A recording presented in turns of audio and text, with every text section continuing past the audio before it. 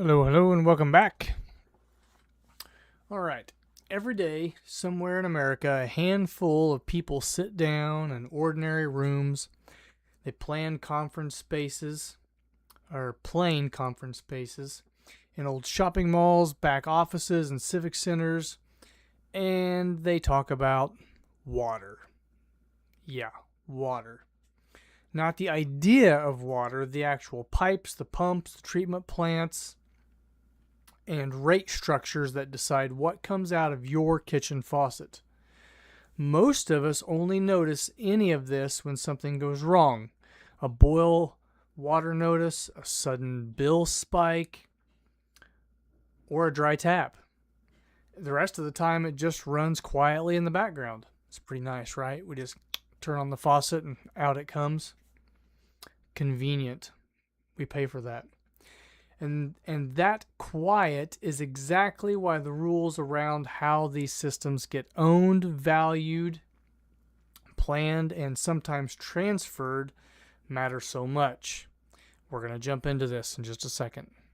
The curtains rise, the lights burn bright. You're blinded now, can't see the fight. Smoke and mirrors, they lead the way. Fooling hearts night after day.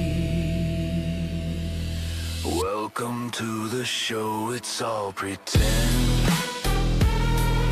The smiles, the lies, the perfect end. Welcome back to Breaking the System, episode 78. Illinois' liquid asset. Yes, we're talking about liquid gold, that water, H2O. Before we jump into this, did you guys go see Spider-Man? It's an awesome movie. Personally, I think it's awesome. I like Spider-Man. I've seen it twice already. Twice. Took both my kids, took my wife. So, jump out there, swing on a web, go watch it. It's good. But anyways, let's jump back into this water, right? Something that all of us need, and we pay for it. It's convenience, right? We just said we turn on the faucet, and out comes what? Water, H2O. Okay? And so today we're going to look at a closed-door meeting that was supposed to happen in Marion, Illinois in June of just this year. It brought together rural water district operators, regional lawmakers, and the state's largest investor-owned water utility, and then it got canceled. Yeah, canceled.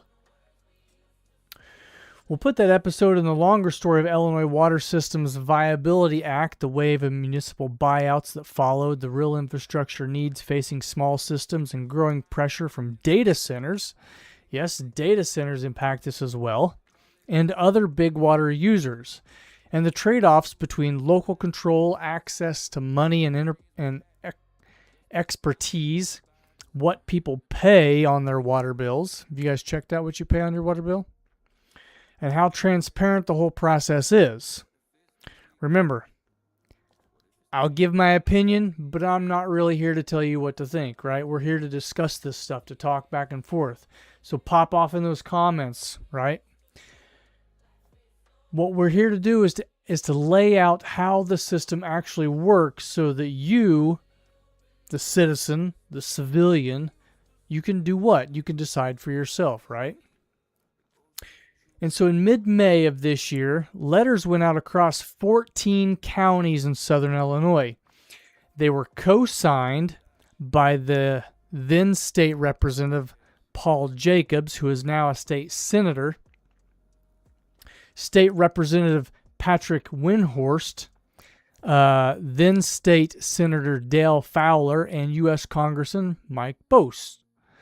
The letters invited managers and engineers from about 150 local public water districts to an informal, closed-door working session set for June 16th at a place called Thrillville inside the old Marion Mall. Okay? So let's full stop here for a second. So they invited all these people in, except for who? The public, right? closed door. Okay. Who does this impact the most? Us, the people that were not invited, the people that got shut out because it's a closed door, right? So keep that in mind as we go through this. So on paper, the goal sounded reasonable. Talk about ways small rural systems, many of them dealing with aging pipes, fewer customers, and tight local budgets, might connect with each other. And the thinking was that bigger regional projects could give them backup during outages and make them stronger candidates for state and federal infrastructure grants. So what they're saying here is that if there's less people that's relying on this, it's not that we're digging wells. It's not because we stopped digging a lot of wells, and so now we're on public water. What this means is that more and more people are leaving rural areas and moving into the bigger cities. And less people paying that monthly water bill means that the water district for that town or that district or whatever now has less revenue coming in to pay for upkeep, to pay for repairs and different things like that, right? And that can be a huge issue, okay? Also keep in mind that we're having less and less kids.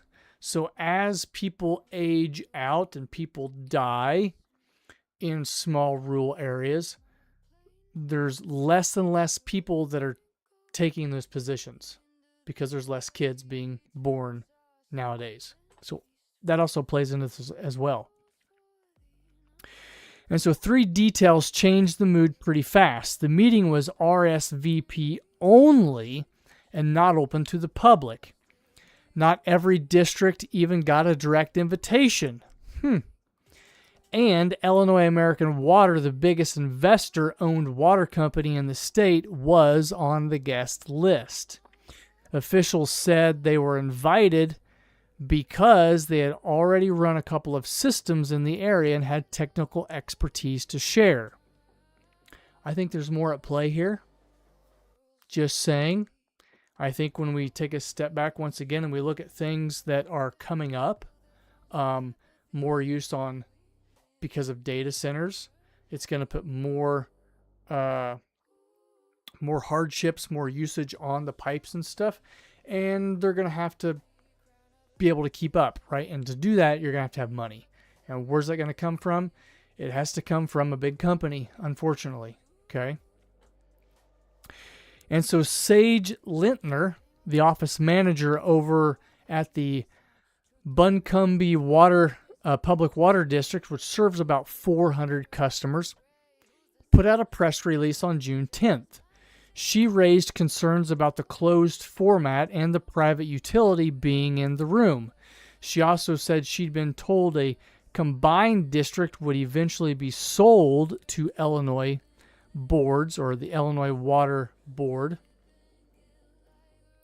The lawmakers pushed back hard on that claim. Local Facebook groups and community boards lit up with questions about consolidation and possible sell-offs. And within a few days, the June 16th meeting was postponed. Jacobs pointed to legislative vacancies after Fowler's retirement and said he wanted the full regional delegation involved. He also talked about misinformation spreading. Oh, that big word there, misinformation. Publicly, he insisted no one was selling anyone's water and that the whole thing was just meant to be an educational conversation among the people who actually run these systems. Okay. Well, I think if it was for educational purposes, why would you not inform the consumer, inform the public of what's going to take place? Especially if we're talking about a big company coming in and consolidating and essentially making a monopoly of the water districts. Because without going any further, that's exactly what this sounds like. It sounds like, well, let's pull all these little companies together, all these little water districts in together, and let's have a big sellout to the Illinois American Water Association, right? That's a monopoly. If one company owns all of that, that's a monopoly, and that in itself can create issues on the back end. If you're from Southern Illinois, look at it this way. Southern Illinois, you have basically two options for electricity. If you live north of, let's say, Newton, Illinois, you're going to be an Ameren customer. And that is the only place that you can get your electricity from is Ameren. And there is no other option because of consolidation. If you're Jasper County, Newton, and South, your option is Norse Electric. And that is it. And so we have to look at those ideas moving forward with this water, with the Illinois American Water Association, and that they would be the only ones who have access to grant you access to water. That in itself is a monopoly because the consumer does not have choices. Okay? You don't have choices. And don't get me wrong, like if you're in the country, you can try to dig a well. But if you're in town, in the middle of town, say Toledo, Jewett, Effingham, Mattoon, you can't just go out in your backyard and dig a well. You can't. The powers that be, right? They're gonna come in. They're gonna stop, full stop, and they're gonna say no. You can't dig a well. So if you don't want to get water through the Illinois Water or the Illinois American Water Board, what's your other option? You have none. Okay. So just keep that in mind as we move forward. This is a monopoly, or it could be. And so the letter itself, according to people who saw it, didn't mention selling anything to a private company and didn't mention data centers. They left that little part out, right? And so if they're not talking about selling it to a private company or getting a private company involved, why was the private company there to begin with? A little sketchy. Not to mention it's a closed door. Keep that in mind as well. And so Illinois American Water was invited, and the meeting never happened. To understand why that guest list and those closed doors set off so many alarms, you have to look at the rules that have shaped private purchases of public water systems in Illinois for more than a decade, and the real pressures small systems are under. And that is a huge issue, right? So don't get me wrong, like monopoly is bad, but we also have to look at all of the pressure that's being put on these small water systems in, let's say, Greenup and Casey and even maybe Effingham, Mattoon, small rural towns, right? If the population is dwindling over time, that's less consumers to buy in. And let's be honest, whether it's water, electricity, whatever it is, they can only raise rates so many times before people are just like, you know what, we're just going to move somewhere else and we just can't afford it, right? We'll look at other options, okay? It just is what it is. So before 2013, if a private utility wanted to buy a municipal or a district system, the amount it could usually add to its regulated rate base was limited to the original cost of the assets minus depreciation. And a lot of older systems built in the 1950s or 1960s had already been mostly written off, so there wasn't much financial upside for a company, a private company, to take them over. And so that changed with the Public Act of 098-0213. Okay, a little bit boring with the legal jargon, but we have to understand what's going on in the background and why they're getting a private company involved in this meeting. Okay. And so this was better known as the Water Systems Viability Act. The law was later extended and amended, including the removal of a previous size limit on systems that could be acquired. Under the new rules, 3 independent appraisers figure out the fair market value of the system, basically what a willing buyer and a willing seller would agree on. The lesser of the purchase price, or that average appraisal, is what gets added to the private utilities rate base. Legal fees, closing costs, and appraisal expenses can also get folded in as well, right? Got to pay for all that stuff. Just like when you buy a house, all that stuff is counted in as well. And the Illinois Commerce Commission still has to approve the deal and the rates that come along with it, because either the rates are going to go up or the rates might go down just a little bit, but let's be honest, that typically doesn't happen, right? Just being honest, okay? And so here's the key part. Regulated utilities are allowed a return on their rate base. So the higher the valuation, the bigger the capital base they can earn that return on. Illinois has also allowed something called single tariff or consolidated pricing in some areas or in some cases, which means the costs of buying or fixing up one system can get spread across customers in other parts of the state instead of staying local. So what that means is if Chicago, let's just say Chicago, right, wants to fix their water and Chicago themselves can't pay for it, who pays for it? Well, let's just be honest, the rest of Illinois does. Just like the road system, right? Because that's exactly what happens. But let's say Greenup or Casey or Mattoon or Effingham or Vandalia or whoever, right? They wanted to upgrade some of their infrastructure. They could spread that out to other customers around the area, right? And so for a while, you might see a little bit of an increase in your water bill. And it's kind of good for all, so that the locals don't have to bear that expense in one lump sum. Okay? And so you can see both sides in the outcomes. Some small systems got immediate investment and better compliance. Others saw higher bills as acquisition costs and later improvements went onto the rate base. Illinois American Water has gone through several rate increases over the last decade.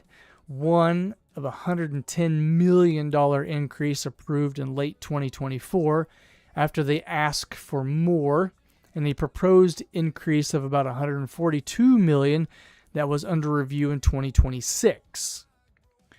Consumer advocates have argued that a meaningful chunk of those requests ties back to acquisition recovery and returns for shareholders. Well, we wouldn't want shareholders to lose money, right?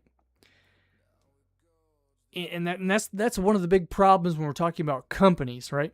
Because the end-all be-all of a company at the end of the day is to do what? Is to make money so that their shareholders can be happy, right? So a company is not going to meaningfully lose money to piss off the shareholders so that the shareholders want to sell or the company goes belly up. That's just not going to happen, okay?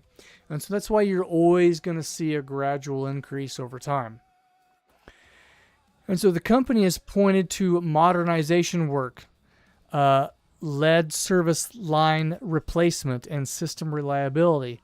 There's also been a proposed merger involving the parent companies of Illinois American Water and Aqua Illinois that's been under regulation review, which raises questions about how consolidated the private water sector in Illinois could become. Once again, we're talking about a monopoly. And that's basically what it is. If all of these little companies join together, right, and they become bigger companies, and those bigger companies talk about joining together, at the end of the day, you're going to have one company that's at the top that runs everything. And I mean, in all honesty, look at everything else that's been privatized. Look at your food. You think you have like 100 different choices when you go to Walmart or when you go to the IGA. In reality, there's about 6 to 10 companies that own everything. Same thing with your automobiles. Same thing with your electric bills, right? There's only just a small amount of companies at the top that own all of those. And those are called parent companies. And those parent companies own all of it, okay? And so really it's a big sham because monopolies exist across the board. And that's why everything keeps going up and up and up and up. And that's one of the reasons, other than the shareholders that we just talked about. So all of this sits against the real infrastructure problem. The EPA surveys estimate that Illinois needs tens of billions of dollars for drinking water and wastewater work over the next 20 years. Drinking water needs alone sit in the low to mid $20 billion range in recent assessments. And the total climbs higher when you add wastewater and related categories. A lot of small rural districts just don't have the local tax base or the ability to borrow the money needed to replace 50-year-old pipes, or for upgrade treatment plants, or to deal with new contaminants, right? The money's just not there. Interconnection and regional cooperation have been talked about for years by operators and regulators because they can create backup capacity and make grant applications more competitive. Similar consolidation ideas have already floated around southern Illinois nearly a decade earlier. And so they've been talking about this for quite a while. Where's the money going? And I think that's something that we need to sit back and we need to ask and we need to look at, especially with like this current administration and the last administration, hell, any and all administration, right? Where is our tax money going?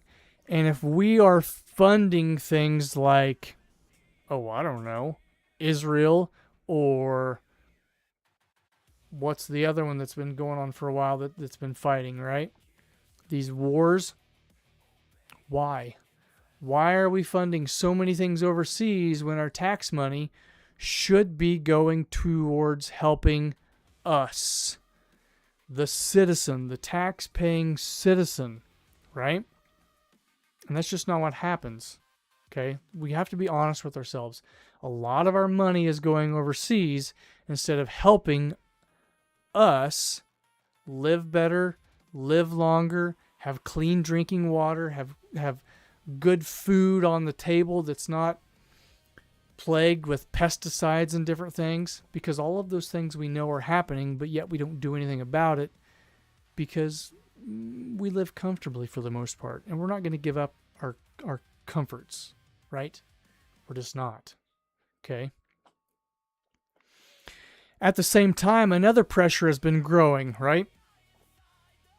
And what's that? Data centers and other large industrial users, right?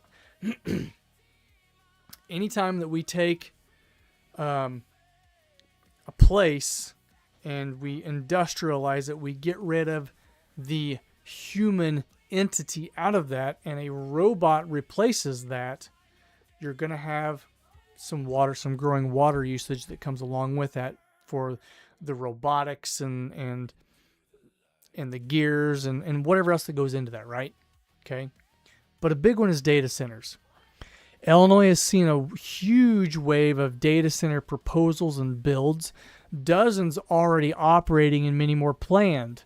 Most of the activity is concentrated in the northern and central parts of the state and the Chicago suburbs, though interest exists elsewhere. Right? They've just talked about recently putting a data center in Effingham. Right? If we're already having issues with water and this data center comes in, it's going to be using even more water. What does that mean? Well, it means one thing, that water is going to be more expensive. That's first and foremost. The other thing we have to look at is what is happening 10 years down the road, 20 years down the road, 50 years down the road. eventually we're going to have a war over water, over good, usable drinking water. And that will become inevitable at some point. Okay? And so future wars will be fought over good, usable water because of the applications and the ramifications of things that we are putting into play now when we're not thinking about these things. So facilities that use evaporative cooling can pull hundreds of thousands of several millions of gallons a day in some setups. Closed-loop systems use far less once they're filled. Many of these centers draw from the same municipal drinking water supplies that serve us, our homes. National numbers have put direct U.S. data center water usage in the tens of billions of gallons a year recently, with higher projections ahead. Oh, that's awesome. In Illinois, the debates have focused on impacts to aquifers, how transparent water use reporting is, right? How much are they really telling us? How transparent is our politicians? Probably not very transparent, because we know that all of our politicians lie. Doesn't matter if they're on the left or on the right. All of them lie to us, right? And the reporting that goes along with that is never really adequate, right? It's never adequate. It's never accurate. So who pays if the systems need upgrades? And whether the state's older water laws are equipped to handle the new big users? Those are good questions. And so bills aimed at more disclosure and accountability around data center water and energy use were introduced but didn't pass in the 2026 session. So we're just going to brush that off to the side. We're going to worry about that later. That stuff doesn't matter now, right? You still have water, you still have electricity, right? So let's not worry about that till tomorrow, right? That's basically what they're saying here. So around the Marion meeting, right, it's what got this whole conversation going here. Some social media conversation linked the timing to data center growth and the possibility of large new water demands. The invitation letter itself, from what reporters who saw it said, didn't mention data centers or AI facilities. Nope. Shh. We don't want to talk about that. Right? Still, there's no public evidence that the June 2026 meeting was organized to set up water supply for data centers. And still, any successful regional interconnection would create larger, more resilient networks that could more easily support industrial or commercial loads of different kinds, the kind of infrastructure that both grant programs and private capital tend to like, because they can charge us more. And the timing does line up with statewide attention to data center resource needs. Correlation is not causation, don't get that wrong. And you can weigh the facts for yourself, right? Look those facts up directly. I'm not going to supply all of those things, right? Sometimes you might have to do a little digging on the back end to find these things out. But rest assured, if they can raise your water rates, you know they're going to. It's just a matter of time. And the more data centers come online, the more water gets used, the more it puts pressure on the infrastructure that's already buckling at its knees right now. So electricity is buckling, water is buckling, the road system in Illinois is buckling, right? We talked about this just a couple months ago, how 85% of the road infrastructure revenue goes to Chicago, and the rest of Illinois gets what? 15% to feed the whole downstate. Okay? And let's not talk about what happens if the water gets contaminated.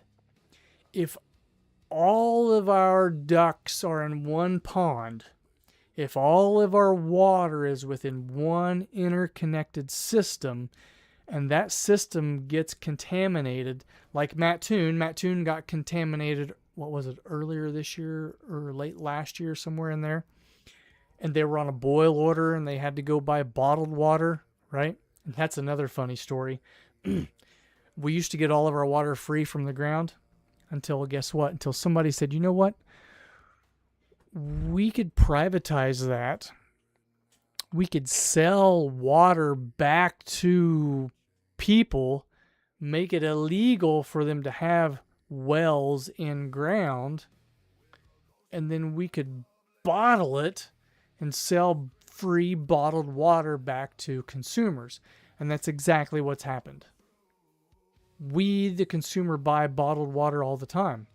Instead of what? Maybe turning the tap on, or instead of, if we live out in the country, maybe digging a well and having good, wholesome well water. Like, we've done it for hundreds of thousands of years.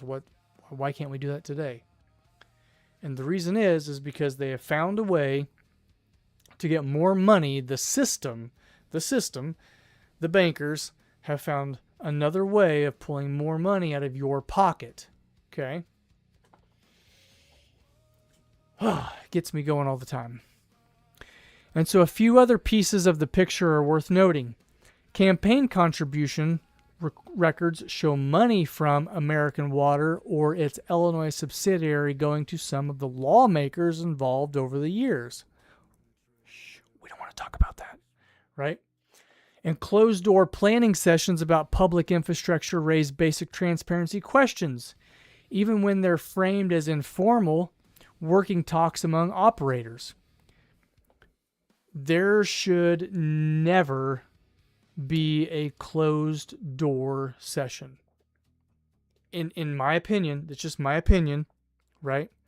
But if it's about consumers, whether if it's new laws, if it's water needs, electric needs, if it's a new bill being passed, a new law that's coming into play, if it is on the county board, right, and they're in session, there should be no such thing as a closed door session, period.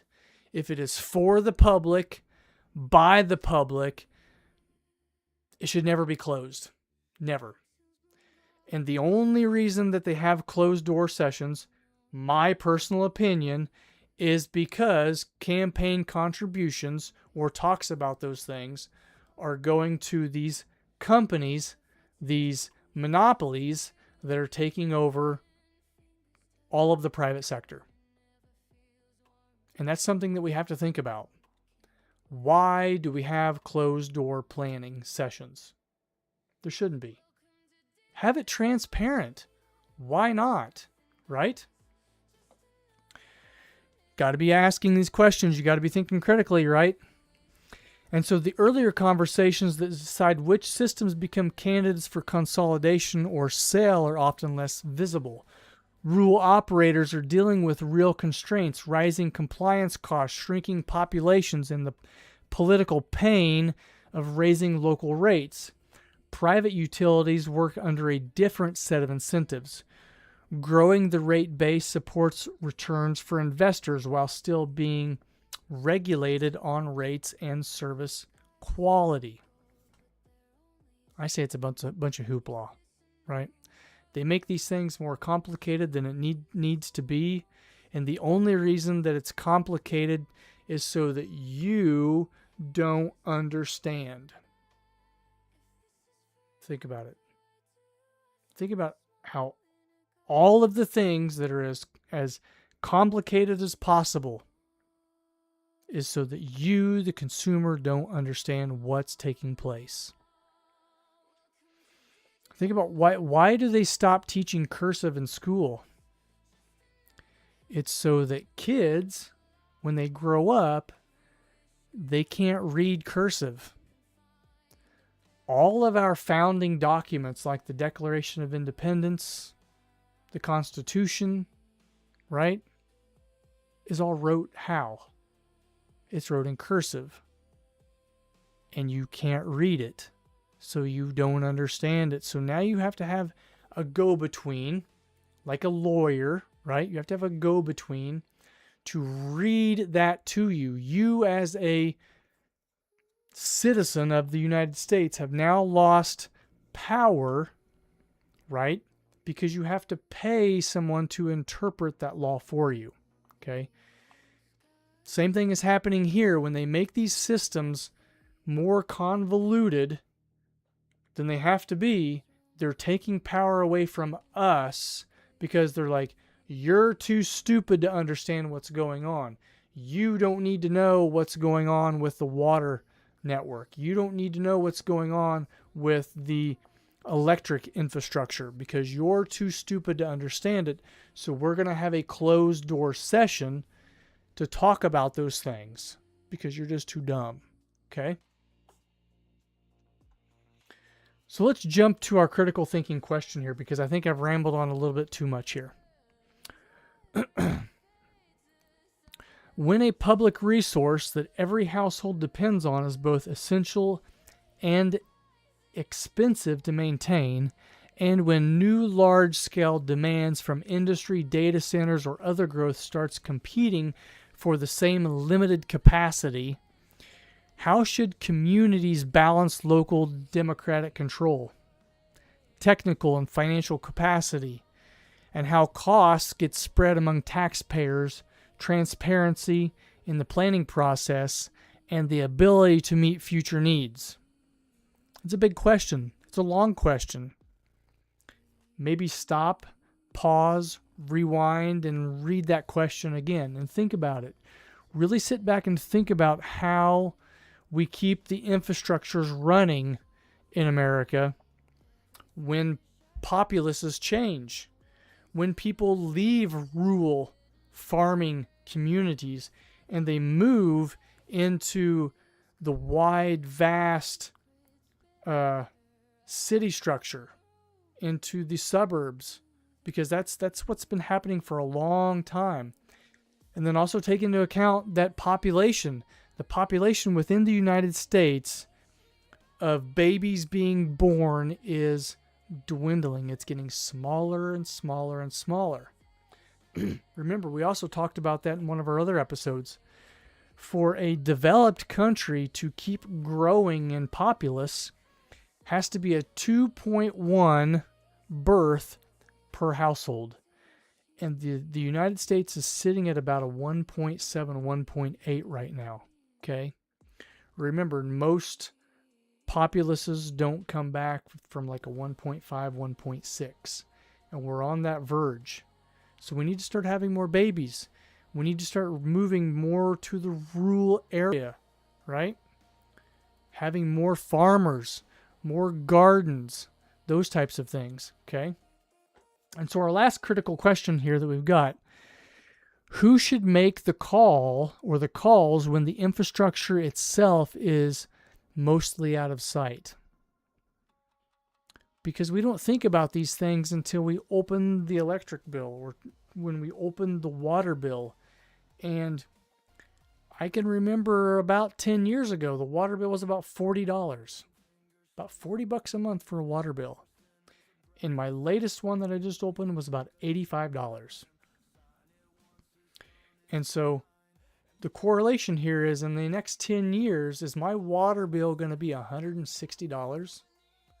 Am I, as a consumer, willing to pay $160 a month for just water? Because that door is inevitable. It's right around the corner, okay? And so we've got to start having these conversations. Okay, we've got to start agreeing on things. We've got to start showing up to the local municipalities. We've got to start showing up to board meetings at the county level, right? We have to start asking questions, all right? So with that, this was Breaking the System. This was episode 78. I'm your host. I hope you leave a comment, whether if it's good, whether if it's bad. I like all comments. We want to make this show, this podcast, better as we grow. Leave the comments. What can I change? How can we get better? Thanks for watching. Thanks for tuning in. Be critical. Ask questions. Until next time, we'll see you later.